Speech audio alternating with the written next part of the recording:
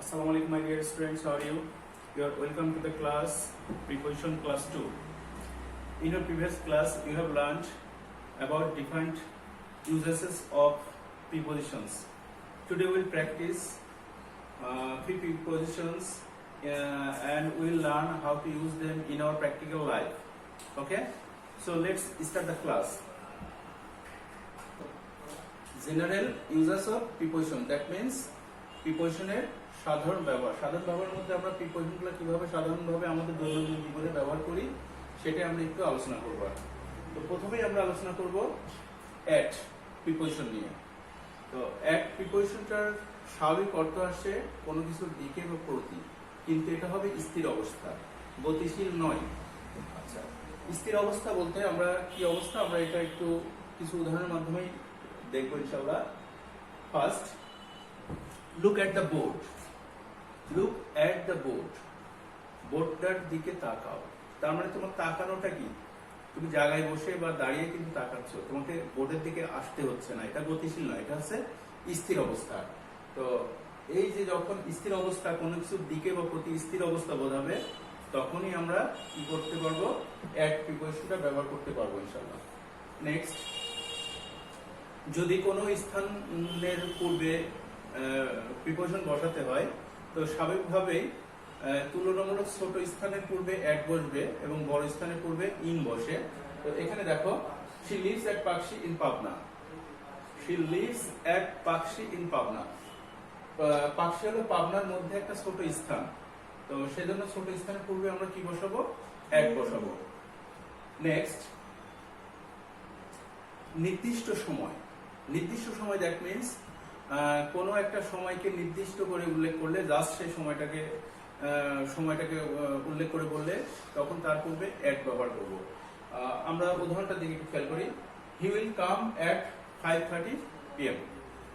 সে আসবে ঠিক কয়টায়, 5:30। তার মানে কি, জাস্ট 5:30। তো এই যে যখন কোনো সময়টাকে নির্দিষ্ট করা হবে, তার পূর্বে অবশ্যই আমরা কি বসাবো, অ্যাট বসাবো। নেক্সট, দিকে আবার, the Hunter aimed at the tiger. The Hunter aimed at the tiger, তার মানে শিকারী বাঘটার দিকে কি করেছে, বন্দুকটা টার্গেট নিয়েছে, তাক করেছে। তো এই যে এইমড এট, তার মানে কোনো কিছুর দিকে তাক করেছে, সেই একটা স্থানে বসে তার কি করেছে, কোনো কিছুর দিকে তার লক্ষ্য নির্দিষ্ট করেছে, সেটাকেই বলা হচ্ছে তার পূর্বেই কি হবে, অ্যাট হবে। তার মানে অনেকেই বলে এইমড এর পরে অ্যাট বসে। কেন বসে, কারণ হচ্ছে এইম করা, এটা কি একটা নির্দিষ্ট স্থান থেকে এইমটা করা হয়, সেজন্য এইমের পরে অ্যাট বসে। তো আমরা কি, টাইগারের দিকে, কোন দিকে তাক করেছে, এইম করেছে, অ্যাট দ্য টাইগার। সুতরাং টাইগারের পূর্বে কি বসেছে, অ্যাট বসেছে। এবার আমরা দেখি দিকে বা পাশে অর্থে, the man stands at the wall. Stands at the wall, ওয়ালের পাশে দাঁড়িয়ে। দেখো, আমি এই বোর্ডটার পাশে দাঁড়িয়ে, তার মানে I stand at the board. At the board, বোর্ডটার পাশে দাঁড়িয়ে। তো মানুষটা কি আছে, দেয়ালটার পাশে দাঁড়িয়ে। তার মানে কোনো কিছুর পাশে অবস্থা, স্থির অবস্থা, কোনো কিছুর পাশে স্থির অবস্থা বোঝাতে কিন্তু, বা কাছাকাছি অবস্থা বোঝাতেও কিন্তু অ্যাট ব্যবহার করা হয়ে থাকে। তো আমরা আরো কিছু উদাহরণ দেখি।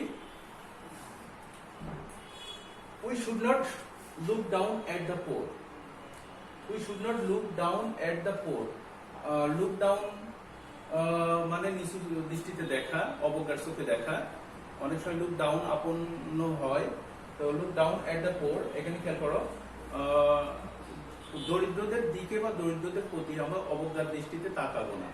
তাহলে এই কারো কোনো ব্যক্তি বা কোনো কিছুর প্রতি বোঝাতেও কিন্তু অ্যাট ব্যবহার করা যায়।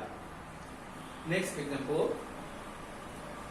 কোনো কিছুর মাত্রা বা নির্দিষ্ট অবস্থা বোঝাতে আমরা খেয়াল করো, the fruit seller sells mangoes at টাকা 100 পার কিলোগ্রাম। তো টাকা 100 পার কিলোগ্রাম, প্রতি কেজির দাম কত, 100 টাকা। এই যে নির্ধারিত একটা নির্দিষ্ট একটা পরিমাণ বা মাত্রা, এর পূর্বে কি বসবে, অ্যাট ব্যবহার করতে হবে। Next, we reach there at evening.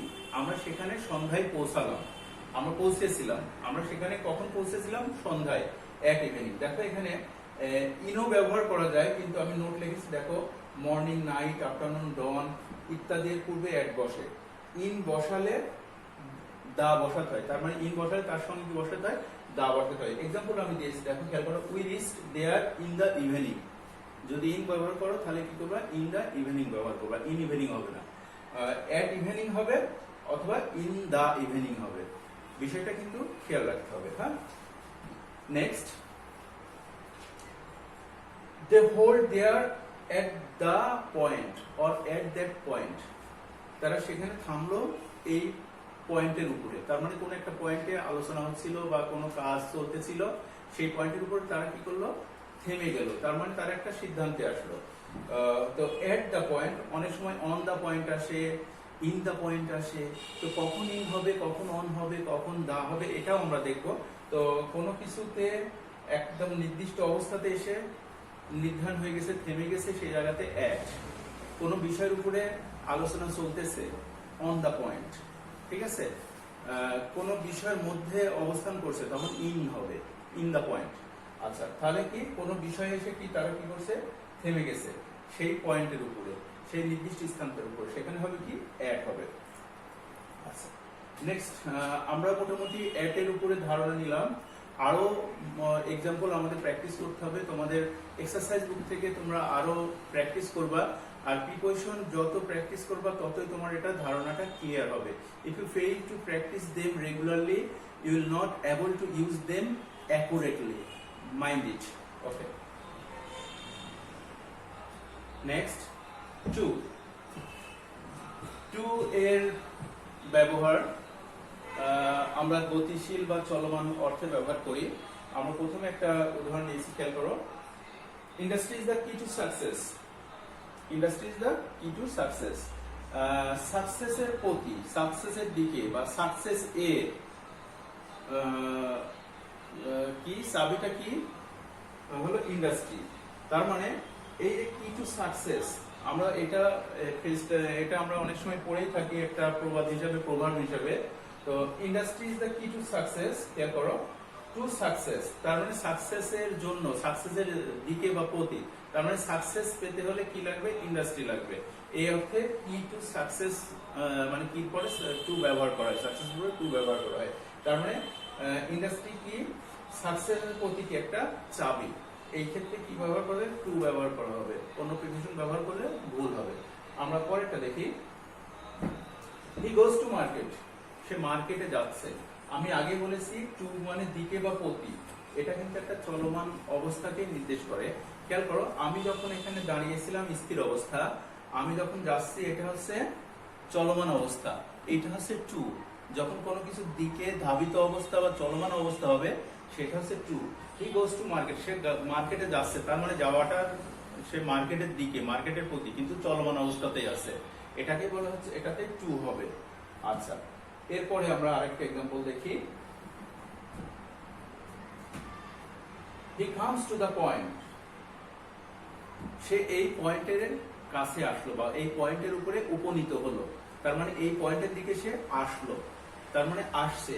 তার মানে কি, আমরা কোনো বিষয়ের ডিসকাশন চলছে, এখন এই বিষয়টাতে সে এসে গেছে। তার মানে এই যে তার অবস্থা কন্টিনিউয়াস একটা চলমান একটা অবস্থার মধ্যে ছিল, তখন আমরা এখানে টু দ্য পয়েন্ট মানে কামস এট দ্য পয়েন্ট হতে পারে, কামস অন দ্য পয়েন্ট হতে পারে, কামস টু দ্য পয়েন্ট হতে পারে। তার মানে আমাদের একটু সমস্যা, থিঙ্কিং একটু সমস্যা হবে, কিন্তু আমরা পজিশনটা বুঝে নিতে হবে যে অবস্থাটা কি অবস্থার উপরে আছে। যদি তার অবস্থাটা কি এই বিষয়টার প্রতি চলমান অবস্থাতে আসে, আমরা কি বলবো, কামস টু দ্য পয়েন্ট। এখন খেয়াল করো, যদি কোনো বিষয়ের উপরে আলোচনা চলছে, আমি নোট হিসাবে এখানে আরেকটা উদাহরণ দিয়েছি, কোনো বিষয়ের উপরে যদি আলোচনা চলে তাহলে সেটাতে পূর্ণাবসী কি হবে, অন। যেরকম দে ডিসকাস, তারা আলোচনা করেছে অন দ্য পয়েন্ট, এই বিষয়টার উপরে। তার মানে কি, আমরা কিন্তু এই পয়েন্টের আগে, দা পয়েন্টের আগে তোমরা অনেক সময় অন দিয়ে দিবা, টু দিয়ে দিবা, কিন্তু তোমাকে বুঝতে হবে বিষয়টার উপরে যদি আলোচনা বোঝায় তাহলে তোমাকে অন ব্যবহার করতে হবে। আর বিষয়টা নিয়ে, বিষয়টার কাছে তারা এসেছে, তারা আসছে, তাহলে কি হবে, টু হবে। আর বিষয়টাতে এসে থেমে গেছে বা অবস্থান করছে, তখন এক হবে। এই বিষয়গুলো কিন্তু একটু খেয়াল রাখতে হবে। আচ্ছা, নেক্সট, দিকে। Kuakata is to the south of Bangladesh.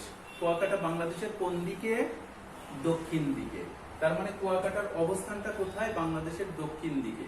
তো এটা হচ্ছে দিকে। এখন খেয়াল করো, অনেকে বলতে পারে তো এটা তো স্থির অবস্থা, কুয়াকাটার অবস্থানটা স্থির, তাহলে এখানে এক হওয়া দরকার, কিন্তু না, এই ধরনের এক্সপ্রেশন ক্ষেত্রে তোমাকে টু হবে, এটা মাথায় রাখতে হবে। সবসময় কিন্তু এক্সেপশনাল কিছু আছে আমাদের এই ব্যবহারগুলা। এই জন্য আমি বারবার বলেছি, if you want to learn preposition, you should practice them in your everyday life. That time it would be easy to you to use preposition accurately. Understand? Next, there is no alternative to it. Look at the example. There is no alternative to it. এইটার কোনো বিকল্প নেই। তার মানে কোনো কিছুর দিকে এটার বিকল্প আরেকটা আমার দরকার। তখন এই অর্থে অল্টারনেটিভের পরে আমরা কি করব? টু ব্যবহার করব, অল্টারনেটিভ টু। তোমরা তোমাদের এক্সারসাইজ বুকে অবশ্যই দেখবা এক্সাম্পলের মধ্যে there are so many words, there are a lot of words, there are a lot of expressions. You should practice them and it would be helpful to you. Understand? These type of examples you should follow. Next, it would be beneficial to me. To me, এটা হবে আমার জন্য উপকারী। তার মানে কোনো কিছু আমার প্রতি, আমার দিকে কি উপকারী হচ্ছে, হবে, এই জন্য আমরা কি করব? বেনিফিশিয়াল বা এই ধরনের শব্দের পূর্বে আমরা কি বসাবো? টু বসাবো। ক্লিয়ার? সো আজকে আমাদের দুইটা প্রিপোজিশনের বিভিন্ন রকমের ব্যবহার নিয়ে আমরা আলোচনা করেছি। ইনশাআল্লাহ পরবর্তী ক্লাসে আমরা আরো বাড়তি আলোচনা করব। So you are welcome to watch my next class, preposition part 3. So everybody, thank you to all. Assalamu alaikum warahmatullah.